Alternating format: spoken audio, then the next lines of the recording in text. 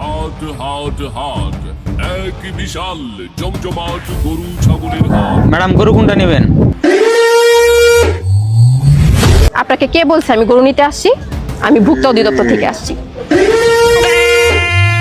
আপনার গরুর শিং এত ছোট কেন? এটা নিশ্চয় চুরির গরু, এটা নোট করতে হবে। গরুর রং কালা কেন? কালার লাগে আনছেন, আলকাতরা দিচ্ছেন, এটার মধ্যে ভেজাল আছে। এই এটা ল্যাব টেস্টে পাঠাও। গরুর বয়স কি ঠিকঠাক আছে? জন্ম নিবন্ধন কই? এ হাসে কেন? এটা জরিমানা দাও। এই গরুর বাপ কে? এতিম গরু, এরা আমার বাসায় নিয়ে যাও। এই গরু তো লেজ ছোট। এই গরুর মালিক 4 লাখ টাকা জরিমানা আর 15 বছরের জেল দেওয়া হোক। ম্যাডাম গরু 4 লাখ টাকা জরিমানা করলেন, আর গরু 4 লাখ টাকা না। এই বেশি কথা বলে এর আরো 50,000 টাকা বাড়ায় দাও। কি বলে? একটা গরু প্যাম্পাস করে নেই, এটা তো হাইজিন মেনটেন হইল না।